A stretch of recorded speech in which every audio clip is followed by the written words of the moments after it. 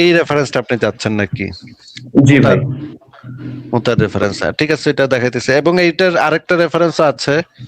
প্রথমে আমরা ওই যে ঘরে ঘরে পেশাব করতো যে, সেটার রেফারেন্সটা আগে একটু দেখে নিই।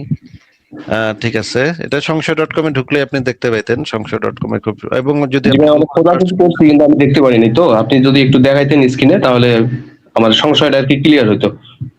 এটা দেখি, এই যে দেখেন, এই ঘরের মধ্যে প্রসাব করতেন নবী, এই কথাটা লিখে যদি আপনি গুগলে সার্চও করতেন তাহলেও পাওয়া যেতেন। এই যে দেখেন, ঘরের ভিতরে মোহাম্মদের একটা কাঠের পাত্র ছিল, সেই পাত্রের ভিতরে মুইতা, পাত্রটা খাটের নিচে রেখে দিত, উপরে ঘুমাইতো। হ্যাঁ, এই মানে এই পেশাবের গন্ধের ভিতরে আপনার নবী ঘুমাইতো। আচ্ছা, এখন আমরা দেখি হাদিসগুলা পড়ি। মিশকাত শরীফের হাদিস, হাদিসটা পড়েন তো ভাই, কি লেখা? এই দুইটা হাদিস আছে, আমরা একটা একটা করে পড়ি। পড়েন ভাই, এখানে কি লেখা? ভাই যেটা মার্কার করা আছে এটা পড়বো? পুরাটাই পড়তে পায়খানা পারেন। এই যে প্রস্তাবে। তিনি নবী সাল্লাল্লাহু আলাইহি সাল্লামের খাটের নিচে একটি কাঠের গামলা ছিল, দেখা যাচ্ছে হাদিসের ভিতরে? জি জি ভাই, দেখা যাচ্ছে। আচ্ছা, তারপরে কি ভাই আমার লেখা? স্ক্রিনে একটু লেখাগুলো একটু ছোট ছোট, তো আমি আসলে স্পষ্ট ভাবে দেখে পড়তে পারতেছি না, আমি ফোন থেকে কথা বলছি তো। আচ্ছা, আমি বড় করে দিচ্ছি, ঠিক আছে, এবার পড়েন। বড় করে দিচ্ছি। পরিচ্ছেদ, হাদিস একাডেমি, অধ্যায় পর্ব পাক পবিত্রতা, পরিচ্ছেদ দ্বিতীয়, দ্বিতীয় অনুচ্ছেদ, পায়খানা প্রস্রাবের আদব। উমরাহ বিনতে লুক্কা, এটা কি হতে বর্ণিত, তিনি বলেন নবী সাল্লাল্লাহু আলাইহি সাল্লাম এর খাটের নিচে একটি কাঠের গামলা ছিল, তিনি সাল্লাল্লাহু আলাইহি সাল্লামের রাতে এতে প্রস্রাব করতেন। আবু আচ্ছা, দাউদ নাসি, সহি আবু দাউদ 14। ও ঠিক আচ্ছা, আছে ঠিক ভাই, আছে। এটা এবার কি সহি বুখারী? এবার এবার এটাও পড়েন, এটা সিয়াসির তার অন্তর্ভুক্ত সহিহ হাদিস। এইবার সুনান আবু দাউদ শরীফ থেকে পড়েন, এটা পড়েন, কি লেখা? পবিত্রতা অর্জন, কোন ব্যক্তি রাতে পাত্রে পেশাব করে তার নিকটে রেখে দেয়া। হুকাইমা বিনতে উমরাহ বিনতে তার মা থেকে বর্ণনা করেন, তিনি বলেন নবী সাল্লাল্লাহু আলাইহি সাল্লাম একটি কাঠের পাত্র ছিল, সেটি তার খাটের নিচে থাকতো, রাতের বেলায় তিনি তা পেশাব করতেন। আচ্ছা, খাটের নিচে পেশাব রাতের মুইতা, বেলা? রাতের বেলা মানে মুইতা, তারপর ওই পেশাবটা ওইখানে রাখতো, এবং মানে সারা রাত ওইখানে পেশাবের ভিতরে ঘুমাইতো আপনার নবী। আচ্ছা, এবার দেখি একবার রাত্রে কি হয়েছে, এই মানে পেশাব আবার এক সাহাবী এসা মানে মনের বলে খায় ফেলাইছে। ওইটা কি আপনি দেখছেন? ভাই মানে আমি রেফারেন্সটা দেখি নাই, কিন্তু কিছু কিছু এই বক্তার আলোচনা শুনছি যে পেশাব মোবারক নামে এটা চালাই দিছে। তো সেই থেকে এটা আর কি আমার মনে অনেকটা খটকা লাগছে, যে যত ফল আছে, ফলের স্বাদ আছে, এটা নাকি পেশাব মোবারক। হ্যাঁ, এটা আবার আমাদের আমাদের পেশাব মোবারক, এটা আমাদের নবীর পেশাব মোবারক। তো আমরা দেখি, এই যে দেখেন, আল্লামা কাস্তালানি তার বাওয়াহিবে লা দুনিয়া কিতাবের প্রথম খণ্ডের পৃষ্ঠা নম্বর 284-85 পৃষ্ঠায় এই হাদিসটা উল্লেখ করেছেন। এখানে এটার বাংলা অনুবাদ করছি আমি, দেখেন এখানে লেখা, হযরত উম্মে আয়মান থেকে বর্ণিত, তিনি বলেন রাসূলুল্লাহ সাল্লাল্লাহু আলাইহি সাল্লামের রাত্রিতে ঘুম মোবারক থেকে উঠে ঘরের পাশে একটি মাটির পাত্রে প্রসাব মোবারক করলেন। আমি রাতে ঘুম থেকে উঠে খুব তৃষ্ণার্ত বোধ করলাম, এরপর মাটির পাত্রে যা ছিল তা পান করে নিলাম। মানে ওই সাহাবী মানে পেশাবটা খায় নিচ্ছে। পাত্রে কি ছিল আমি মোটেই মোটেই অবগত নই। এরপর প্রত্যুষে নবী করিম সাল্লাল্লাহু আলাইহি সাল্লাম আমাকে সম্বোধন করে বললেন, হে উম্মে আয়মান, ঘুম থেকে ওঠো এবং মাটির পাত্রে যা আছে তা ফেলে দাও। অতঃপর আমি বললাম, নিশ্চয়ই আল্লাহর কসম, মাটির পাত্রে যা কিছু ছিল তা আমি পান করে ফেলেছি। তিনি উম্মে আমান বলেন, তৎক্ষণাৎ আল্লাহ নবী সাল্লাল্লাহু আলাইহি সাল্লাম হেসে দিলেন। মানে নবী আবার হেসে দিছে এই জিনিস শুনে, যে তার মুখ খাওয়া লাগছে এক সাহাবী। হ্যাঁ, এমনকি তার প্রান্ত সীমার দাঁত মোবারক প্রকাশিত হয়ে গিয়েছিল। অতঃপর আল্লাহর হাবিব বললেন, আল্লাহর কসম, তোমার পেটে কখনো পীড়া হবে না। মানে নবী এটাকে খুবই উৎসাহিত করলো আরো, যে হ্যাঁ, তুমি খাইছো, তোমার পেটে কখনো কোনো রোগ টোগ হবে না, ব্যথা ট্যাথা হবে না। মানে তোমার পেট এখন একদম পবিত্র হয়ে গেছে, আমার পেশাব খাওয়ার ফলে তোমার পেট একদম পবিত্র হয়ে গেছে। এইটা নবী আবার সেই সাহাবীকে বলল, মানে এটাকে উৎসাহ উৎসাহ দিল আর কি।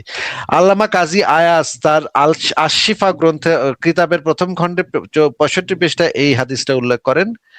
এটা পড়ি, জনৈক মহিলা রাসূলুল্লাহ সাল্লাল্লাহু আলাইহি সাল্লামের পেশাব মোবারক পান করলে আল্লাহর হাবিব এই মহিলাকে বললেন, তোমার কোশমিন কালেও কোনো ব্যাধি হবে না, মানে তোমার পেট একদম রোগ থেকে মুক্ত থাকবে। দারুল কুতনি ইমাম মুসলিমকে মৃদু অভিযুক্ত করেছিলেন, আর ইমাম বুখারী এর বর্ণনাকে সহির মধ্যে গণ্য করেছেন। সে মহিলার নাম ছিল বারাকা, যিনি উম্মুল মুমিনিন হযরত উম্মে হাবিবার সাথে আবিসিনিয়া থেকে এসেছিলেন। আর কেউ কেউ বলেছেন তার নাম ছিল উম্মে আয়মন। এই দেখেন আশিফা গ্রন্থ থেকে সরাসরি এই হাদিসটা আমি দিয়েছি। হাদিসটা আপনি স্ক্রিনশট নিয়ে রাখেন, পরে আপনি সময় করে পড়েন হাদিসটা। আশিফা গ্রন্থের প্রথম ভাই এটা বইয়ের নাম কি? আমি বইটা নিয়ে আর কি আমি এটা আশিফা, আশিফা প্রথম খণ্ড, হ্যাঁ, পৃষ্ঠা নাম্বার 232 233। ঠিক আছে, অনেক প্রাচীন স্ক্রিনশট দিয়ে রাখছি। এটা অনেক প্রাচীন একটা গ্রন্থ। এই বিষয়টা উল্লেখ আছে আল বিদায়া ওয়ান নিহায়া, ইবনে কাসিরের যে আল বিদায়া ওয়ান নিহায়া আছে সেখানেও এটা আছে। সেখান থেকে পড়ি দেখি কি লেখা। আচ্ছা আপনি পড়েন তো এখানে কি লেখা। যে মার্কার করা আছে যেটা না ভাইয়া, আয়মান রাহত থেকে বর্ণনা করেছেন, তিনি বলেন রাসূলুল্লাহ একটি পোড়া মাটির পাত্র ছিল যাতে তিনি রাতের বেলা পেশাব, হায় হায় এ কি অবস্থা, সকাল হলে তিনি বলতেন যে উম্মু আয়মান, পাত্রে যা আছে তা ঢেলে ফেলে দাও। তো তিনি আবার অন্য দাঁড়ায় আবার এটা কাজ করে নিতেন, ফেলাই দিতেন। এক রাতে যে ফালাই দিত, হ্যাঁ বলেন। এক রাতে আমি পিপাসিত হয়ে জেগে উঠলাম, পাত্রে যা ছিল তা আমি পান করে ফেললাম। রাসূল সাল্লাল্লাহু বললেন যে উম্মু আয়মান, পাত্রে যা আছে তা ফেলে দাও। উম্মু আয়মানরা বললেন, ইয়া রাসূলুল্লাহ, আমি পিপাসার্ত হয়ে জেগে উঠলাম, তাই পাত্রে যা ছিল তা আমি পান করে ফেলেছি। তিনি বললেন, আরবি তো পড়তে পারি না ভাই, আজকের দিনের পরে অবশ্যই তুমি কখনো তোমার পেটের পীড়ায় ভুগবে না। এটা দিয়ে আবার একটা মেডিসিনও তৈরি করে লাইছে। হায় হায়। রাসূল সাল্লাল্লাহু আলাইহি সাল্লামের নিকট কাঠের পাত্র ছিল যাতে তিনি পেশাব করতেন। পাত্রটি খাটের নিচে রেখে দিতেন। বাকরাহ নারী এক নারী এসে তা পান করে ফেললো। নবী করিম সাল্লাল্লাহু আলাইহি সাল্লাম তার খোঁজ পেলেন না। তাকে বলা হলো যে বাকরাহ তা পান করে ফেলেছে। ভাই এভাবে তিনি কতজনক পেশাব খাওয়াইছেন। নবী করিম সাল্লাল্লাহু আলাইহি সাল্লাম একটি বিশাল প্রতিবন্ধক দিয়ে তুমি জাহান্নাম থেকে আত্মরক্ষার ব্যবস্থা করেছো। কারো মতে নবী পেশাব, ঠিক আছে ভাই বুঝতে পারছি আচ্ছা বিষয়গুলো। ঠিক আছে, এবার বোঝা গেল। এবার আমরা এই হাদিসটার যে ইয়াটা সেটা আমরা একটু, এই হাদিসটার যে তাহকিকটা আপনাকে আমি দেখাতে পারি। তার আগে আমরা ওই যে এই ইয়াটা একটু দেখি, মানে ভিডিও দেখি, ভিডিওতে হুজুররা কি বলে সেটা একটু দেখি। শুনি, এই ভিডিওটা শোনেন। নবীর পায়খানা মোবারক এই দুনিয়ার কেউ দেখে না, দেখছিনি? নবী পায়খানা করার লগে লগে মাটিয়ে খেয়ে ফেলতো। কারণটা কি? মানুষের পায়খানা দেখলে সাধারণ একজনের নজর পড়লে ঘৃণা লাগে, লাগেনি? ঘৃণা লাগে। নবীর পায়খানা মোবারক কারো নজরে পড়লে ঘৃণা করবে। এই ঘৃণা যেন না আসে, তাহলে নবীর উপরে ঘৃণা আসবে। এই জন্য নবীর পায়খানা মোবারক সঙ্গে সঙ্গে মাটিয়ে খাইয়া ফেলতো। নবীর পেশাব মোবারক কেউ দেখে না। আর নবীর পেশাব মোবারক এমন ছিল, মেশকাম্বরের মতো গ্রাম পাওয়া যেত। এত মজার শরবত দুনিয়াতে আর কেউ বানাইতে পারে না, এত মজার শরবত আর হবেও না। এক সাহাবী আল্লাহর হাবিবের পেশাব মোবারক রাত্রি বেলায় পান করে ফেললেন। নবীর পেশাব মোবারক পান করার পরে সে ভাবছে এত মজার শরবত খাইলাম, জীবনে এরকম শরবত আর খাই না। নবী পেশাব করিয়া পাত্রের মধ্যে চকির নিচে টাইকে দিছে। সাহাবী পানির পিপাসা লাগছে, রাত্রে ঘুমের থেকে উঠা এই আতালাইশ করে দেখে পাত্রের মধ্যে পানি, মনে করে খেয়ে ফেলছে। সকাল বেলায় নবী বলে এই পাত্রের মধ্যে যে পানি ছিল কই গেল? একজনে দাঁড়ায় কই, ইয়া রাসূলুল্লাহ, আমার পিপাসা লাগছে, আমি খেয়ে ফেলছি। নবী কয়, কি করলা? হায় হায় কি করলা? এগুলা তো পানি না, আমার পেশাব। সাহাবী কয়, ইয়া রাসূলুল্লাহ, আল্লাহর কসম করে বলতে চাই, আমার জীবনে আমি যত পানি আর যত শরবত পান করেছি, তবে এত সুস্বাদের এত গ্রাম যুক্ত শরবত আমি আর কখনো পান করি না।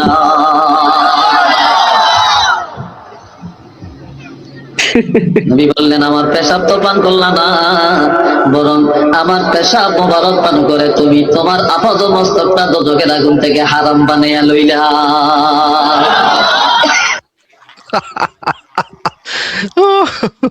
আচ্ছা আমরা আরো একটা ভিডিও দেখি কি কি বলে এরা, মানে এগুলা যে কি মজা, কি ফান। আচ্ছা আরেকটা শুনি। মানুষ আবার ভাই চিল্লা বলতেছে।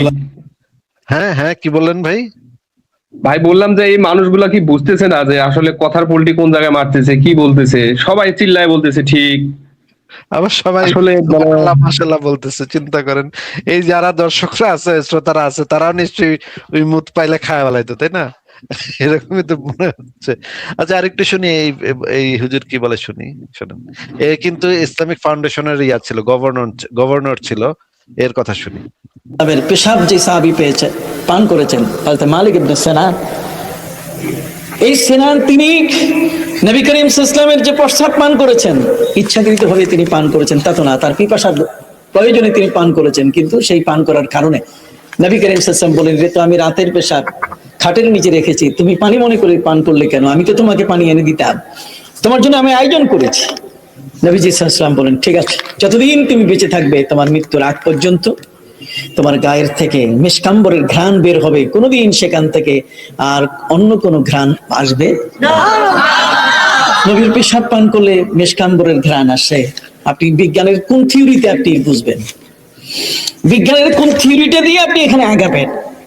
ভালোবাসার অবস্থানটা এমনই যেটা বিজ্ঞান দিয়ে কখনো বোঝা যাবে না। এখানে বিজ্ঞানের কোনো স্থান নাই। মাশাল্লাহ মাশাল্লাহ, সুবহানাল্লাহ। এটা তো বিজ্ঞান দিয়ে বোঝা যাবে না। আচ্ছা ঠিক আছে, আরেকটু শুনি। এই হুজুর কি বলে, শুনি। আল্লাহ রসুলের রক্ত পান করছেন এক সাহাবী, তাও সিঙা দেওয়ার পরে পচা রক্ত ছিল, দূষিত রক্ত, হাতে উঠায় দিচ্ছেন আর বলছেন, যাও নিক্ষেপ করে আসো বাহিরে। যখন ফিরে আসছে তো জিজ্ঞাসা করছে, কি করছিস, কোথায় নিক্ষেপ করলে? তো হাসতেছে আর বলতেছে, ইয়া রাসূলুল্লাহ, নিক্ষেপ করছি। বলছে কোথায়? বলছে পেটে। আল্লাহ রসুল জিজ্ঞাসা করছে, পেটে? বলছে বাহিরে নিয়ে গেছি বটে, কিন্তু যখন খুলছি সুগ্রাম ছাড়া কিছু ছিল না। মনকে মানাইতে পারতেছিলাম না যে নিক্ষেপ করবো না, করবো কি, হুকুম তো নিক্ষেপ করা, মন মানতে ছিল না। জিব্বা বহুত অগোচরে কখন যে চেটা ফেলছে এটাও জানি না। আল্লাহ রসুল বলতেছে, জাহান্নাম, তোর শরীর জাহান্নামের উপরে হারাম। হায় হায় হায়, যদি পচা দূষিত রক্ত চাটার দ্বারা শরীর জাহান্নামের উপরে হারাম হয়, তো লজিকলি, যুক্তিগত কথা, আবু তালেবের শিরায়, উপশিরায় তো মোহাম্মদুর রাসূলুল্লাহর রক্ত ছিলেন, রক্তের সম্পর্ক, তার শরীর কেন জাহান্নামের উপরে হারাম হলো না? কেন হলো না? আমাকে যুক্তি দিয়া বুঝান, যুক্তি দিয়া বুঝান।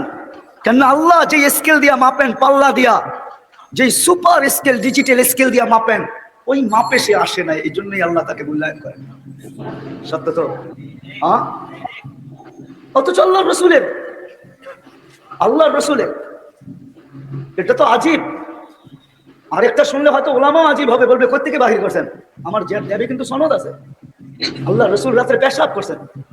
উম্মে আইমান পিপাসার, আল্লাহ রসুলের কৃতদাসী ছিল, পিপাসিত অবস্থায় গরমের দিন বুক ফাটা পিপাসা নিয়ে উঠছেন। সামনে ওই দিনে অন্ধকার যুগ ছিল, রাত্র, আল্লাহ রসুলের জন্য সবসময় বাহিরে হওয়ার সুযোগও ছিল না। তো সামনে বর্তন দেখছেন আর পানিতে ভরা, নাকের কাছে দিচ্ছেন, কোনো দুর্গন্ধ অনুভব হয় নাই, বরং সুগ্রাণী অনুভব হয়েছে। সকালে আল্লাহ রসুল বলছে, আহরি কি উম্মে আইমান, উম্মে আইমান বাহিরে নিক্ষেপ করে আসো। বলছে, ইয়া রাসূলুল্লাহ, ভুলে তো রাত্রে খায় ফেলছি, পান করে ফেলছি। আল্লাহ রসুল বলছে, মউত পর্যন্ত তোর কাছে আর খিদা আসবে না। আসলে মৃত্যু পর্যন্ত তোর কাছে আর খিদা আসে নাই। আরেক রেওয়ায়াতে আছে, এই শরীর জাহান্নামে যাবে না। সাদরেকে হাকিমের রেওয়ায়াত আছে, এটা হাসানুন সহিহ, কোনো জয়ীফ হাদিস না। অনেক ওলামা ইকরাম শুনে বলে, আপনি এটা কোত্থেকে বলেন? অনেকজনই কিন্তু আঙ্গুলে উঠে দিয়েছে। হ্যাঁ, মুজিজাতুর রাসূল পড়া দেখলে দেখা যাবে, কিতাবের নাম বলে দিলাম, মুজিজাতুর রাসূলে আছে, সব লেখা আছে ওখানে। তো যদি আল্লাহর রাসূলের পেশাব গুলে পান করার দ্বারা উম্মে হারামের উপকার হয়, কৃতদাসীর, তো আবু তালেবের শিরায়, উপশিরায় তো আল্লাহর রাসূলের রক্ত চলতেছিল, সে উপকৃত হলো না কেন? আল্লাহ রসুলকে কাছের থেকে দেখলে লাগবে খোলে, মানুষ না, মানুষের তো খোলে খোলে, বৃক্ষের পর্যন্ত খোলে, বৃক্ষের। আল্লাহ রসুল ঘুমানো ছিলেন, যুবক তোমাদের পায়ে হাত শুধু শুধু আমি ধরি না, আল্লাহ রসুল ঘুমন্ত ছিলেন। তো জাবের রাদিয়াল্লাহু তাআলা আনহু বসা ছিলেন, তো দেখতেছেন মানুষের মতো একটা বিরাট শাখা প্রশাখাওয়ালা গাছ এইদিকে আসতেছে। আল্লাহ রসুলের মাথার কাছে আইসা দীর্ঘক্ষণ দাঁড়ায় ছিলেন, আবার মানুষের মতো হাঁটতে হাঁটতে যা লেগে গেছেন, বুঝাই যায় না যে উঠছিল আবার ফিরে আসছে। আল্লাহ রসুল যখন ঘুমের থেকে উঠছেন তো হাসতে হাসতে বলতেছিলেন, ইয়া রাসূলুল্লাহ, দেখলাম কি? বলে কি? বলে গাছ মানুষের মতো আসলো, দীর্ঘক্ষণ দাঁড়াইলো, আবার চলে গেল। আল্লাহ রসুল মুস্কি হাসি দিয়া বলতেছিলেন, ও আমাকে দূর থেকে দেখতেছিল, ওর মন ভরতেছিল না। ও আল্লাহর কাছে অনুরোধ করছে, মালিক, দূর থেকে দেখতেছি কিন্তু মন ভরে না, একটু অনুমতি দেওয়া যায় না, একটু মাথার কাছে দাঁড়ায় দেখি। হায় হায়। দেখছেন অবস্থা, যে এই হইতেছে বিশ্বাসী মুমিনদের অবস্থা। এবং এই হাদিসটার যে তাহকিক, এই তাহকিকের এই ভিডিওটা আপনি দেখে নিতে পারেন। এটা অনেক বড় ভিডিও, 11.5 মিনিটের। এই হাদিসটা তাহকিক করছে এই মানে হুজুর। আচ্ছা ভাই, বুঝতে পারছি, ঠিক আছে। এবার আপনি এখন দ্বিতীয় আপনার প্রশ্নে কাছে, চলে যান। হ্যাঁ ভাই, আরেকটা প্রশ্ন হচ্ছে কি, যদিও আপনি এটা নিয়ে আলোচনা করছেন এর আগেও, আমি লাইভ গুলো দেখছি, কিন্তু তারপরে একটু সংশয়ের মধ্যে আছি। আপনি যদি এই বিষয়টা একটু ক্লিয়ার করে দিতেন আজকে। হ্যাঁ হ্যাঁ, বলেন। আচ্ছা ভাইয়া, এখন কথা হচ্ছে কি, এই যে আমরা মানুষ, প্রাণী, গাছ, উদ্ভিদ, পানি, মাটি, ঠিক আছে, তো ভাই এগুলো কি এমনি এমনি তৈরি হয়েছে, না এর পেছনে কোনো সৃষ্টি আছে, মানে কোনো স্রষ্টা আছে? আপনি কি এটা কি বিশ্বাস করেন এমনি যে এমনি কোনো স্রষ্টা আছে? এমনি এমনি কিছু হয় কেমনে ভাই? এটাই তো আমি বুঝলাম না, এমনি এমনি কেমনে হয় আবার? এমনি এমনি হওয়ার দাবিটা তো কোরআনের দাবি। কোরআনে যেই জিনিসটা বলা আছে, আল্লাহ পাক যখন হ বলেন, কুন বলেন, আর সবকিছু এমনি এমনি হয়ে যায়। এইটা তো এমনি এমনি দাবিটা তো ইসলামের দাবি। আমরা তো বলি যে না, এমনি এমনি কিছু হইতে পারে না। আপনি মানে আমাকে কেন এই জিনিসটা জিজ্ঞেস করতেছেন, এমনি এমনি কিছু হইতে পারে কিনা? আহ এমনি এমনি হইতে পারে না, এটাই তো আমরা বলি। কোরআন বলে যে এমনি এমনি হইতে পারে। আল্লাহ যদি হ বলে, কুন বলে, আর সবকিছু এমনি এমনি হয়ে যায়। তাহলে আপনার তো তাহলে প্রশ্ন করা উচিত মুমিনদেরকে গিয়া, যে ভাই আল্লাহ নাকি কুন বলে আর সবকিছু এমনি এমনি হয়ে যায়, এমনি এমনি কেমনে হয়? এটা তো আপনি মুমিনদেরকে গিয়ে জিজ্ঞেস করবেন, আমাকে এখন ভাই, আমার কাছে এটা মুমিনদের না। জিজ্ঞেস করলে ওরা এক কথায় উত্তর দিয়ে দেয়, এটা আল্লাহর ইচ্ছা, এটা আল্লাহ করছে, ওটা তো আল্লাহ করছে, ইচ্ছা, কিন্তু ঠিক আছে, যুক্তিযুক্ত বুঝলাম ভাবে ভাই আল্লাহর বুঝাতে ইচ্ছা, পারে না কেউ। কিন্তু কেমনে হইলোটা কেমনে? এমনে এমনে কেমনে হইলো? তাহলে এমনে হ বললো আর হয়ে গেল? মানে একজন একটা মানে সত্তা মনে করেন পুত করলো, পুত করলে সেই পুত হওয়ার, পুত শব্দ করার ফলে একটা কিছু তো এমনি এমনি হয়ে যেতে পারে না। আহ, মনে করেন আচ্ছা, আপনি একটা কমান্ড করলে, সেই কমান্ডটা আরেকটা সত্তা লাগে, যে সত্তাটা সেই কমান্ডটা শুনবে এবং কমান্ডটাকে এক্সিকিউট করবে। এইটা তো এমনে এমনে মানে নিজে নিজে তো কিছু হইতে পারে না ভাই, নিজে নিজে তো কিছু হওয়া সম্ভব না। হ্যাঁ ভাই, আপনাকে ঠিক আছে যে নিজে নিজে কোনো কিছু হয় না, এটা ঠিক আছে, কিন্তু মানে আপনাদের এই যে আলোচনাগুলো শোনার পর এখন মনে হচ্ছে যে মানে নাস্তিক যারা আছে, যারা ধর্মকে বিশ্বাস করে না, এরা কি সৃষ্টি মানে, মানে স্রষ্টা মানে, নাকি যে ধর্মগুলো আছে এগুলো মানে না? এই বিষয়টা একটু ভাই ক্লিয়ার স্রষ্টা করতে চাই। শব্দটার সংজ্ঞাটা নিয়ে আমরা বহুবার আলোচনা করছি, সৃষ্টি শব্দটার সংজ্ঞা নিয়ে বহুবার আলোচনা করছি। সৃষ্টি শব্দটার সংজ্ঞাই তো এখন পর্যন্ত আমাদের লাইভে এসে কেউ ভালোভাবে দিতে পারে নাই। তখন আমি গিয়ে তখন তাদেরকে সেই সৃষ্টি শব্দটার সংজ্ঞাটা বইলা দিই। বইলা দেওয়ার পরে দেখা যায় যে মানে মহাবিশ্বে কোনো কিছু সৃষ্টি, সেটাই সে দেখাইতে পারে না। এরকম কোনো প্রমাণই আমাদের কাছে নাই যে মহাবিশ্বে কোনো কিছু কখনো কোথাও সৃষ্টি হয়েছে। তাহলে সৃষ্টি শব্দটার সংজ্ঞাটা আপনি একটু দেন তাহলে। মানে সৃষ্টির সংজ্ঞা বলতে যেমন আমরা তৈরি হয়েছি, বা মানে এই যে গাছপালা, পানি, মাটি। তৈরি হওয়া আর সৃষ্টি হওয়া তো আলাদা জিনিস ভাই। তৈরি হওয়া মানেই তো সৃষ্টি হওয়া না। তাহলে তো ভাই আমি গরুর মাংসের তরকারি রান্না করছি, এটা কি আমি সৃষ্টি করছি না তৈরি করছি? এটা আমি তৈরি করলাম। তাহলে তাহলে তো আর সৃষ্টি কেন কইলেন না? এটা সৃষ্টি না কেন সেটা একটু বলেন, বুঝান। হ্যাঁ, আপনার সাথে এটা আমি সৃষ্টি একমত। না, আপনার সাথে আমি একমত যে এটা আমি তৈরি করছি, কিন্তু আপনার কাছ থেকে জানতে চাচ্ছি যে এটা সৃষ্টি না কেন, সেটা আপনি একটু বুঝায় বলেন তো। কারণ ভাই এখানে হচ্ছে কি, আমি গরুর মাংসটা নিজে তৈরি মানে মাংসটা এটা তৈরি করিনি। ফ্যান্টাস্টিক, এই তো এটা আপনি ঠিকই বলছেন। আপনার সাথে আমি পুরোপুরি একমত যে আমি এটার যে উপাদানগুলা, সেগুলো আমি প্রাকৃতিক উপাদানগুলা নিয়ে সেটার ভিতরে কিছু পরিবর্তন করছি। পরিবর্তন করার কারণে আমার এই জিনিসটা বানানোটা হইতেছে তৈরি করা, এটা সৃষ্টি আচ্ছা, করা না। মানে হচ্ছে প্রাকৃতিক কোন জিনিস, মনে করেন জঙ্গল থেকে আমি একটা কাঠ কাটলাম, কাঠটা দিয়ে আমি একটা চেয়ার বানাইলাম। চেয়ারটা আমি কি করছি? রূপান্তর ঘটাইছি বা তৈরি করছি। এটাকে তো আমি, চেয়ারটা তো আমি সৃষ্টি করি নাই, তাই না ভাই? হ্যাঁ, ঠিক আছে ভাইয়া, এটা আমি তৈরি করছি কিন্তু এটা সৃষ্টি করিনি, ঠিক আছে। সৃষ্টি করিনি। মনে করেন আমি লেবু নিলাম, একটু চিনি নিলাম, আর একটু পানি নিলাম, তারপরে একটু গোটা দিলাম, যে শরবত তৈরি হইলো। শরবতটা আমি তৈরি করছি, শরবতটা আমি সৃষ্টি করি নাই, তাই না ভাই? জি ভাইয়া। কারণ আমি প্রকৃতি থেকে উপাদানগুলা সংগ্রহ করছি। যদি আমি প্রকৃতি থেকে উপাদানগুলা সংগ্রহ করি, তাহলে সেটা হয় তৈরি করা বা রূপান্তর ঘটানো। তাহলে এইটা হচ্ছে সবচেয়ে ইম্পর্টেন্ট ফ্যাক্টর, যে আমি উপাদানগুলা কোথা থেকে নিচ্ছি, উপাদানগুলা যে যদি আমি প্রকৃতি থেকে নেই, এক্সিস্টিং উপাদান নিয়ে, মানে যেগুলা আগে থেকেই প্রকৃতিতে ছিল সেখান থেকে নিয়ে যদি আমি কোনো কিছু একটু এদিক সেদিক করি, তাহলে সেটাকে আমরা বলি তৈরি করা বা রূপান্তর ঘটানো। আচ্ছা, আমি আমার সন্তানকে জন্ম দিচ্ছি, আমি কি আমার সন্তানের স্রষ্টা?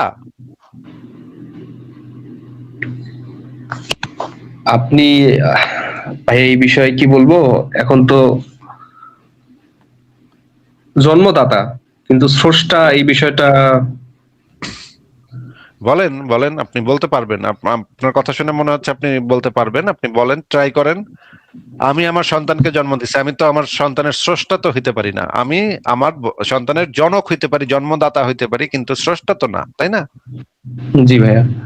কারণ হচ্ছে আমি যেই আমার যে মানে যেটাতে আমরা সাধারণ ভাষায় বিচি বলি, আমার বিচিতে যে জিনিসটা জন্মাইছে সেটা হওয়ার শুক্রাণু। জন্য আমি, হ্যাঁ, শুক্রাণুটা তৈরি হওয়ার জন্য আমি খাওয়া দাওয়া করছি, হাঁটাহাঁটি করছি, এক্সারসাইজ করছি, বা কিছু একটা করছি, কিছু একটা খাইছি, সেই খাবার থেকে যে পুষ্টিটা তৈরি হয়েছে সেখান থেকে আমার শুক্রাণুটা তৈরি হয়েছে।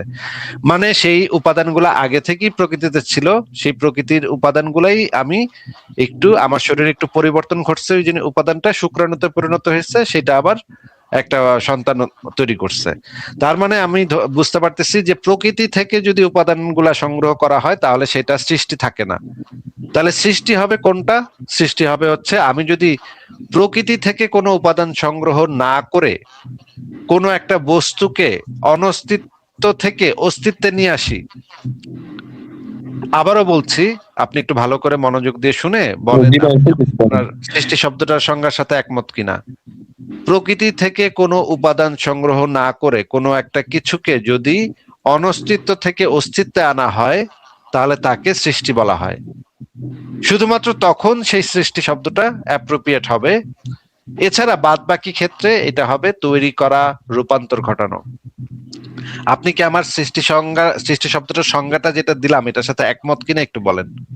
জি ভাইয়া, একমত আছি ভাইয়া। তার মানে আমরা বুঝতে পারলাম যে প্রকৃতিতে কোনো কিছু যদি আগে থেকে থাকে, সেইটা এরপরে যদি আমি সেটা দিয়ে কোনো কিছু বানাই তাহলে সেটার সৃষ্টি থাকে না। আর প্রকৃতিতে সেটা যদি না থাকে, আগে থেকে কোনো উপাদান নাই, সেটা থেকে আমি কোনো কিছু অস্তিত্ব আনি তাহলে সেটা হবে সৃষ্টি। এখন কোরআন অনুসারে আদমকে মানুষ আল্লাহ কি দিয়ে বানাইছে ভাই? মাটি দিয়ে। মাটি কি প্রকৃতিতে আগে থেকে ছিল? হ্যাঁ অবশ্যই আগে থেকে তো ছিল, কারণ মাটি না হলে ওনাকে কিভাবে তৈরি করছে? তাহলে তো আদমকে তো আল্লাহ সৃষ্টি করেনি, আদমকে আল্লাহ তৈরি করছে। ইসলাম অনুসারে আদমকে আল্লাহ তৈরি করছে নাকি ভাই? জি ভাই। আচ্ছা, মানে বাদ বাকি যে জিনিসগুলা, আল্লাহর আরশ আগে ছিল পানির উপরে, এই কোরআনের আয়াতে যেটা বলা আছে আল্লাহর আরশ ছিল পানির উপরে, তারপরে আল্লাহ আরশের উপরে উঠেছেন, আরশের উপরে মানে সমাসীন হয়েছেন। পানির যে বাষ্প আছে সেই পানির বাষ্প থেকে আল্লাহ পাক মহাবিশ্ব সৃষ্টি করছে, মহাবিশ্বের পরে আল্লাহ পাক আরশের উপরে উঠেছেন। এই জিনিসগুলা তো ইসলামী বইপত্রে, যেমন ধরেন আল বিদা ওয়ান নিহায়া গ্রন্থে এই জিনিসটা খুব পরিষ্কার ভাবে বর্ণনা করা আছে। এটা কি আপনি পড়েছেন, আল্লাহর যে সৃষ্টির প্রক্রিয়া? ভাই এটা হচ্ছে কি, আমরা যেটা পড়ছিলাম সেটা পড়ার পরে আবার এক একজনের কাছে যখন প্রশ্ন করি, হুজুরদের কাছে হোক বা যারা একটু মানে জানে আর কি, বোঝে, কিন্তু তারা যেভাবে যুক্তিগুলো দেয় আমার কাছে মানে অ্যাকসেপ্টেবল না কথাগুলা, আমি নিজের সাথে মানাই নিতে পারি না। আচ্ছা, সেটা আমরা পরে আলোচনা করব, কিন্তু আপাতত আমরা যে সৃষ্টি শব্দটার ইয়াটা করতেছি। আল্লাহ পাকে কোরআনে তো এরকম কিছু বলা নাই যে আল্লাহ পাক কোনো কিছু উপাদান ছাড়া তৈরি করছে, এরকম তো কিছু কোরআনে বা হাদিসে কোথাও বলা নাই। তাহলে আপনি আল্লাহ বা সৃষ্টিকর্তা যে কোনো কিছু সৃষ্টি করছে এটা আপনি পাইছেন কোথায়? আপনি কি আমাকে একটা উদাহরণ দেখাতে পারবেন যেটা সৃষ্টি হয়েছে, কোন একটা বস্তু সৃষ্টি হয়েছে, সৃষ্টি হওয়ার একটা উদাহরণ দেখান। না ভাই, এটা কথার প্রেক্ষিতে আর কি বলতেছিলাম এতক্ষণ, যে এমনি এমনি তো হয় না, সৃষ্টি করছে এটা এটা বুঝছেন ভাই, আমি কথার প্রেক্ষিতে বললাম কথাটা। কিন্তু আপনি তো আমাকে একটা উদাহরণও দেখাতে পারছেন না। আচ্ছা, আপনাকে আরেকটা জিনিস বলি, আপনি তো মানে ক্লাস নিশ্চয়ই 6-7 এর বিজ্ঞান বই পড়ছেন। জি একটা জি। খুবই মানে বেসিক সূত্র আছে বিজ্ঞানের, সেটা হচ্ছে পদার্থ বিজ্ঞানের শক্তির অবিনশ্বরতা সূত্র, শক্তির সংরক্ষণশীলতা সূত্র। এই সূত্রটা কি আপনি পড়েছেন? শক্তির ভাই পড়ছিলাম তো অনেকদিন আগে, কিছু মনে আছে আংশিক কিছু। এই সূত্রটা অনুসারে শক্তির কোনো সৃষ্টি বা বিনাশ হয় না, শক্তি শুধুমাত্র এক রূপ থেকে আরেক রূপে পরিবর্তিত হতে পারে মাত্র। এটা তো পদার্থবিজ্ঞানের একদম ফাউন্ডেশন, একটা ফান্ডামেন্টাল রুল। শক্তি সৃষ্টি বা বিনাশ নাই, শক্তি শুধুমাত্র একটা থেকে আরেকটাতে রূপান্তরিত হতে পারে। এই সূত্রটা কি আপনার মনে আছে? ভাইয়া এতক্ষণ আংশিক কিছু মনে আছে, কিন্তু অনেকদিন আগে পড়ছি তো, তার কারণে সবটা আর কি বলতে গেলে এখন একটু লেখাপড়ার বাইরে। আচ্ছা, তাহলে আমি আপনাকে বলে দিলাম, আপনি এটা পরে চেক করে নিয়েন। শক্তির সংরক্ষণশীলতা সূত্র বা শক্তির অবিনশ্বরতা সূত্র, যে নামে আপনি দেন না কেন, হয়তো এক এক বই এক এক রকমের নামে বলা আছে, জিনিসটা এটাই, মানে সূত্রটা এটাই যে শক্তির সৃষ্টি বা বিনাশ হয় না, শক্তি হচ্ছে অবিনশ্বর। শক্তি কখনো সৃষ্টিও হবে না, নতুন কোনো শক্তি আপনি সৃষ্টি করতে পারবেন না, আবার যে শক্তি এক্সিস্টিং আছে সেটাকে আপনি বিনাশও করতে পারবেন না, সেটা চিরন্তন। এখন আইনস্টাইন একটা জিনিস আমাদেরকে জানায় গেছে, সেই জিনিসটা হচ্ছে যে আমাদের মহাবিশ্বে যত পদার্থ আছে সেই পদার্থগুলো হচ্ছে শক্তির একটা রূপ মাত্র। মানে এগুলো আসলে শক্তি, এগুলো পদার্থতে পরিণত হয়েছে, পদার্থ হয়ে আমাদের সামনে আছে, এইগুলা আবার শক্তিতে রূপান্তরিত হয়ে যেতে পারে। এই সূত্রের উপর ভিত্তি করে, আইনস্টাইনের এই সূত্রের উপর ভিত্তি করে অ্যাটম বোম তৈরি হয়েছিল। অ্যাটম বোম তো আপনি জানেন যে জি জি। হিরোশিমা হিরোশিমা নাগাসাকি যে নাগাসাকি। অ্যাটম বোমা মারা হয়েছিল, সেখানে ছোট একটু ইউরেনিয়াম ব্যবহার করা হয়েছিল, সেই ছোট ইউরেনিয়াম থেকে বিপুল পরিমাণ শক্তি বের করা হয়েছিল। মানে হচ্ছে ওই ছোট একটু পদার্থ থেকে এত বিপুল পরিমাণ শক্তি বের করা সম্ভব। হ্যাঁ, মানে ওই সব শক্তিগুলা ওই ছোট ইউরেনিয়ামের ভিতরে সংরক্ষিত ছিল। মানে ইউরেনিয়ামের মানে ছদ্মবেশে আমাদের সামনে ছিল, কিন্তু ওইটা আসলে শক্তি। সমস্ত পদার্থ, এই যে আপনি, আমি, মহাবিশ্বের যত পদার্থ আছে সেই সব পদার্থ আসলে শক্তি। এটা শক্তির একটা রূপ। আমাদের দৃষ্টির সীমার ভিতরে যত পদার্থ আছে সব পদার্থ হচ্ছে শক্তির একটা রূপ। এবং ইউরেনিয়াম থেকে সেই শক্তিটা বের করাটা অপেক্ষাকৃত সহজ দেখে বিজ্ঞানীরা অ্যাটম বোমা বানানোর ক্ষেত্রে ইউরেনিয়াম ব্যবহার করে। তাহলে আমরা আইনস্টাইনের সূত্র থেকে জানলাম যে মহাবিশ্বে যা কিছু আমরা দেখি, যে গ্রহ নক্ষত্র চাঁদ তারা সবকিছু, এটা হচ্ছে শক্তির একটা রূপ। আর আমরা এটা জানি যে শক্তির কোনো সৃষ্টি হয় না, বিনাশও হয় না। তাহলে এই দুইটা সূত্রকে যদি আমরা একত্রিত করি, তাহলে আমরা বলতে পারি যে মহাবিশ্বে যে পদার্থ আছে সে পদার্থ যেহেতু শক্তি, সেই শক্তির কোনো সৃষ্টি বা বিনাশ হয় না। তার মানে মহাবিশ্বের যা কিছু আছে সেগুলোর কোনো সৃষ্টি বা বিনাশ নাই। মানে আচ্ছা। ফান্ডামেন্টাল যে জিনিসটা, শক্তিটা, সেই শক্তিটার তো কোনো সৃষ্টি বা বিনাশ নাই। তাহলে মহাবিশ্বে তো কোনো সৃষ্টি বলেই কিছু নাই। তাহলে আপনি সৃষ্টি পাইছেন কোথায় ভাই? আপনি আমাদেরকে তাহলে একটা উদাহরণ দেখান যেটা মহাবিশ্বের সৃষ্টি হয়েছে, বলেন। ভাইয়া এত ভাবে আমি তো মাথা খাটাই প্রশ্ন করি নাই, ঠিক আছে, মানে এত দূর পর্যন্ত আমি যাইনি। তো ভাইয়া এখন আরেকটু প্রশ্ন, মানে শেষ তাহলে এইটা আমি প্রশ্ন করে আপনাকে, শেষ। আমি আপনার সাথে আলোচনাতে যে জিনিসটা আপনাকে বোঝাবার চেষ্টা করলাম যে আমাদের মহাবিশ্বে যত কিছু যা কিছু আছে সবই আসলে শক্তি, এবং সেই শক্তির আচ্ছা। বিনাশ বা সৃষ্টি হয় না। তার মানে হচ্ছে মহাবিশ্বে আমরা কোনো কিছু সৃষ্টি, এই পর্যন্ত আমাদের অভিজ্ঞতার ভিতরে কোনো কিছু সৃষ্টি হয়েছে এইরকম কোনো কিছু নাই। সবকিছুই রূপান্তর হয়, সবকিছুই পরিবর্তন হয়, রূপান্তর হয়, একটা ফর্ম থেকে আরেকটা ফর্মে পরিণত হয়। আমরা মহাবিশ্বে এমন কোনো উদাহরণ এই পর্যন্ত পাইনি যেটা সৃষ্টি হয়েছে, যেটা কোনো উপাদান ছাড়া অনস্তিত্ব থেকে অস্তিত্বে আসছে, এরকম কোনো কিছুর এক্সাম্পল আমাদের কাছে নাই। তাহলে আপনি কিভাবে বলেন যে ভাই সৃষ্টি হয়েছে, অমুক তমুক সৃষ্টি হয়েছে, আমরা সৃষ্টি হয়েছে? আমরা কেউ সৃষ্টি হই নাই ভাই, আমরা সবাই হচ্ছে রূপান্তরিত শক্তি। আমি, আপনি সবাই হচ্ছে রূপান্তরিত শক্তি, এবং একসময় আমাদের সেই শক্তি মানে পদার্থটা আবার শক্তিতে পরিণত হবে। আপনি যদি একটু গভীরভাবে চিন্তা করেন তখন আপনি বুঝতে পারবেন যে আমরা আসলে ক্রমাগত রূপান্তরিত হচ্ছে। এই যে আপনি এখন আছেন, আপনি কয়েকদিন পর মারা যাবেন, আপনার বডিটা মাটিতে পোতা হবে। মাটিতে পোতা হবে, সেই মাটি থেকে আপনার শরীরের যে মানে ইয়াগুলা সেগুলা পুষ্টিতে পরিণত হবে, এবং সেগুলা একটা গাছ হয়তো সেখান থেকে পুষ্টি সংগ্রহ করবে।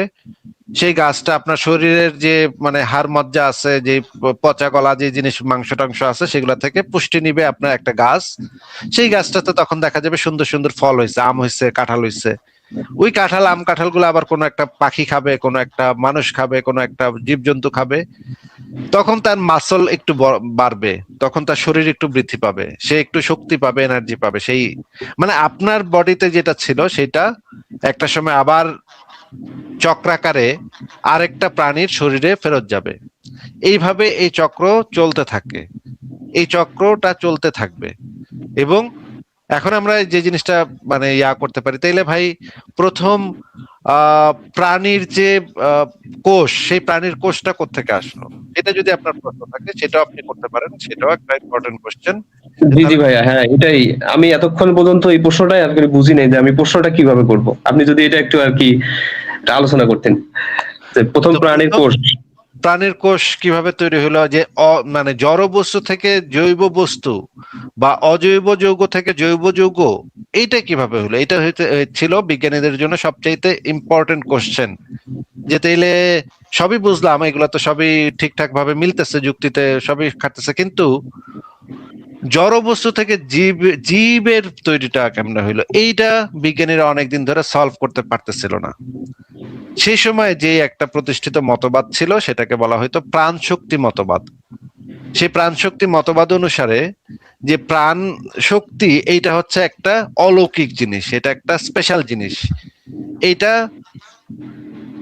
এইটা বিজ্ঞানীরাও মনে করতো যে এটা একটা স্পেশাল জিনিস, মানুষের ভিতরে একটা প্রাণ শক্তি থাকে, বা জীবের ভিতরে একটা প্রাণ শক্তি থাকে, এটা একটা স্পেশাল জিনিস, অলৌকিক জিনিস।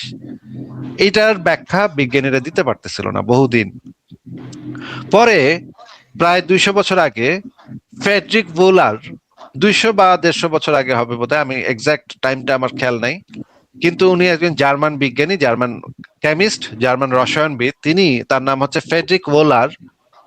উনি একটা গবেষণা করতে করতে হঠাৎ মানে দুর্ঘটনাবশত তিনি একটা চমৎকার আবিষ্কার করে ফেললেন। তিনি আবিষ্কারটা আসলে দুর্ঘটনাবশত করছে, তিনি নিজেও বুঝতে পারেনি যে এটা বেড়ে যাবে। সে যেটা করতেছিল এক্সপেরিমেন্ট, কিছু জড় বস্তু নিয়ে কাজ করতেছিল, মানে অজৈব যৌগ নিয়ে কাজ করতেছিল। অজৈব যৌগ নিয়ে কাজ করতে করতে হঠাৎ করে সেইখান থেকে একটা জৈব যৌগ তৈরি হয়ে গেল। এখন সে তো বেকুব হয়ে গেল যে আরে এইটা কিভাবে সম্ভব। অজৈব যৌগ থেকে জৈব যৌগ, মানে জৈব যৌগ মানে হচ্ছে আপনাকে মানে সহজভাবে বলতেই, অজৈব যৌগ মানে হচ্ছে যে জড় বস্তুর ভিতরে যে জিনিসটা থাকে সেটাকে আমরা অজৈব যৌগ বলি, আর জীবের ভিতরে যে জিনিসটা থাকে সেটাকে আমরা জৈব যৌগ বলি। মানে জৈব মানে হচ্ছে জীব, আর অজৈব মানে হচ্ছে জড়। তো একটা সময় তো এই মানে মতবাদটা খুবই ফেমাস ছিল, বার্জেলিয়াসের মতবাদ, প্রাণ শক্তি মতবাদ। এটা খুবই ফেমাস ছিল যে প্রাণীর ভিতরে যে ইয়াগুলা থাকে সেগুলা হচ্ছে একটা স্পেশাল জিনিস, অলৌকিক জিনিস। কিন্তু এই ফ্রেডরিক ভোলার সেই গবেষণাটা করার পরে দেখা গেল যে অজৈব যৌগ থেকে জৈব যৌগ তৈরি করা সম্ভব। এরপরে এই বিজ্ঞানের জগতে একটা বড় পরিবর্তন ঘটে গেল। সেই পরিবর্তনটা হইতেছে তখন এই যে আগের যে প্রাণশক্তি মতবাদ, সেই প্রাণশক্তি মতবাদটা তখন বাতিল হয়ে গেল। তখন আমরা বুঝতে পারলাম যে আচ্ছা, আপনাকে আমি ইয়াটা দেখাই, আমার সংশয়.com এর যে লেখাটা, সেই লেখাটা আপনি পরে পড়ে নিয়েন এবং যাচাই করে দেখেন যে এই লেখাগুলো অবশ্যই জেমিনি বা চ্যাট জিপিটি দিয়ে যাচাই করবেন। আমাদের লেখাও সবসময় যাচাই করে পড়বেন। এই যে এটা হচ্ছে একটা মতবাদের বিলুপ্তি। হ্যাঁ, প্রাণশক্তি মতবাদটা বিলুপ্ত হয়ে গেল। এই যে দেখেন, প্রাণশক্তি তত্ত্ব একটি প্রাচীন ধারণা, ফ্রেডরিক ভোলার এবং প্রাণশক্তি তত্ত্বের পতন। এইখানে দেখেন, এই যে ফ্রেডরিক ভোলার যে এক্সপেরিমেন্টটা করছিল এই 1828 সালে, জার্মান বিজ্ঞানী ফ্রেডরিশ ভোলার অজৈব উপাদান থেকে প্রথমবারের মতো জৈব যৌগ তৈরি করতে সক্ষম হন। ভোলার প্রথমে অ্যামোনিয়াম সায়ানাইড প্রস্তুত করেন এবং ওই সময়ের বিবরণে তিনি প্রায় সিলভার সায়ানাইড ও অ্যামোনিয়াম ক্লোরাইড থেকে ইন সিটু NH4OCN তৈরি করেন বলে উল্লেখ আছে। এর উত্তাপে ইউরিয়া সার তৈরি করে ফেলেন। এটা ছিল একটা অ্যাক্সিডেন্ট, তিনি ইউরিয়া সার তৈরি করে ফেলেন। ইউরিয়া হচ্ছে একটা সার, এটা হচ্ছে জৈব যৌগ দিয়ে তৈরি। এখন সে এই এক্সপেরিমেন্টটা করে এইটা বাইর করে ফেলাইছে। এখন ইউরিয়া হলো একটা জৈব যৌগ যা মানুষের মূত্রে প্রাকৃতিক ভাবে পাওয়া যায়। ভোলারের এই সাফল্য দেখিয়ে দেয় যে জৈব যৌগ কেবল জীব দেহে নয়, বরং অজৈব যৌগ পদার্থ থেকেও রাসায়নিক সংশ্লেষণ হতে পারে। রাসায়নিক সংশ্লেষণের মাধ্যমে অজৈব পদার্থ থেকেও জৈব যৌগ তৈরি হতে পারে। এই জৈব ও অজৈবের বিভাজন, নতুন পথের সন্ধান, প্রাকৃতিক জীবন এবং জীবনের উদ্ভব, বৈজ্ঞানিক ব্যাখ্যা। এরপরে বিজ্ঞানীরা ঠিকভাবে এই জিনিসটাকে ব্যাখ্যা করতে পারলো যে অলৌকিক শক্তির আর কোনো দরকার নাই এখন আর। এই যে বার্জিলিয়াসের যে প্রাণশক্তি তত্ত্ব ছিল সেটা প্রমাণ করার চেষ্টা করতো যে জীবের দেহে প্রাণশক্তি বলে একটা বিশেষ শক্তি রয়েছে যা কেবলমাত্র জীবন্ত প্রাণীর দেহে বিদ্যমান। কিন্তু ভোলারের আবিষ্কার সেই তত্ত্বকে ভুল প্রমাণ করে এবং প্রমাণ করে যে প্রকৃতিতে যে জৈব যৌগ তৈরি হয় তা সম্পূর্ণ প্রাকৃতিক প্রক্রিয়া ঘটে, কোনো রহস্যময় শক্তি বা অলৌকিকতা এর সাথে জড়িত নয়। জীবনের রাসায়নিক উৎপত্তি, বিজ্ঞান প্রমাণ করেছে যে জীবনের মূল উপাদানগুলো জৈব যৌগের রাসায়নিক প্রক্রিয়ার মাধ্যমে তৈরি হতে পারে। সুতরাং জৈব যৌগের উৎপত্তি এবং জীবনের শুরুতে কোনো অলৌকিক শক্তির প্রয়োজন নেই। প্রাকৃতিক বিকাশের ধারা, ভোলারের যুগান্তকারী আবিষ্কার বিজ্ঞানীদেরকে অনুপ্রাণিত করেছিল আরো জটিল যৌগ তৈরি করতে। পরবর্তীতে বিজ্ঞানীরা আরো জটিল যৌগ যেমন প্রোটিন, নিউক্লিক অ্যাসিড এবং অন্যান্য গুরুত্বপূর্ণ জৈব পদার্থ সংশ্লেষণ করতে সক্ষম হন। এর ফলে প্রাণের উৎপত্তি এবং বিকাশের প্রাকৃতিক ধারা আরো স্পষ্ট হয়ে ওঠে। এবং এই আবিষ্কারটার মাধ্যমে আমরা আরো ভালোভাবে বুঝতে পারলাম যে প্রকৃতিতে কিভাবে জড়বস্তু থেকে জীবের উৎপত্তি ঘটছে, সেটা আমরা আরো মানে পরীক্ষা নিরীক্ষার মাধ্যমে ভালোভাবে বুঝতে পারলাম। কিন্তু এর আগ পর্যন্ত এই জিনিসটা বোঝাটা একটু কঠিন ছিল। এর আগ পর্যন্ত আমরা মানে বিজ্ঞানীরাও মনে করতো যে এটার ভিতরে মনে কোনো রহস্যময় কিছু একটা আছে, প্রাণ শক্তি টাইপের কিছু একটা আছে। কিন্তু এটা এখন বাতিল মতবাদ, এবং এখনকার মতবাদ হচ্ছে, এখনকার হচ্ছে যে আমাদের কাছে এই ইনফরমেশন আছে যে মানে জৈব যৌগের উৎপত্তি কিভাবে ঘটতে পারে অজৈব বস্তু থেকে। দ্রুত যুক্ত করুন ভাই, আপনার দুইটা প্রশ্নেরই আমার মনে উত্তর দিয়ে ফেলছি। আপনি একটু সংশয়.com এর জ্ঞানকোষ পাতার লেখাগুলো আপনি হ্যাঁ ভাইয়া, ভাই আর একটা মিনিট সময় দিবেন ভাই। শেষ কথাটা বলেন, কিন্তু আর কোনো প্রশ্ন করেন না তাহলে। হ্যাঁ জি, মানে আমি এই কিছু বন্ধুর সাথে আলোচনা করার পর মানে একের পর এক খালি হুমকি দামকি খেয়ে আছি ভাই। সে প্রশ্নটা হচ্ছে কি যে মানে আমি যেটা বলছিলাম যে নবী কে ছিল, তা সবাই বলে যে মোহাম্মদ কে ছিল আর নবী ছিল। আচ্ছা, মোহাম্মদ যে নবী ছিল এটা কোথায় লেখা আছে? সবাই বলছে যে কোরআনে লেখা আছে। তারপর আমি জিজ্ঞেস করছিলাম যে কোরআন কার বাণী, তখন বললো যে কোরআন আল্লাহর বাণী। তারপর আমি প্রশ্ন রিপিট করছি যে কোরআন যে আল্লাহর বাণী এটা কে বলছেন? তখন এরা আবার উত্তর দিলে এটা নবী বলছেন। এখন আমার প্রশ্ন হচ্ছে, আমি কিছু কিছু ওয়াজ মাহফিলে দেখছি যে মিজানুর রহমান আজারি আরো অন্যান্য বক্তা যারা আছে তাদের ওখানে শুনছি ওয়াজগুলোতে যে মোহাম্মদ নিরক্ষর ছিলেন, উনি পড়াশোনা জানতেন না। ঠিক আছে ভাই, তো তিনি যদি পড়াশোনা না জানেন তাহলে তিনি মানে কিভাবে বুঝলেন যে এটা কোরআন শরীফ, এটা আল্লাহর বাণী?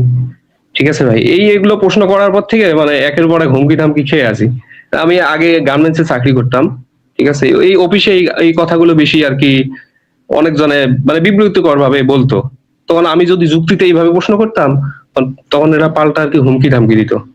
তারপর থেকে ভাই এই মোটামুটি এখন আপনাদের ভিডিওগুলো দেখি। ঠিক আছে, জায়গায় বাই জায়গায় এই ধরনের আলাপ করতে যাওয়াটা বিপজ্জনক হতে পারে, আপনি সেটা করেন না। যেটা আপনি করতে পারেন যে আপনার যদি এইগুলো নিয়ে কথা বলতে বেশি ইচ্ছা করে বা এগুলো নিয়ে পড়ালেখা করতে ইচ্ছা করে তাহলে সংশয়.com এ লেখা পড়েন, আর আপনি একটা ফেক আইডি খুলে আপনি ফেসবুকে লেখালেখি করেন বা ফেসবুকে মানুষের সাথে এটা নিয়ে তর্ক বিতর্ক করতে চাইলে করেন।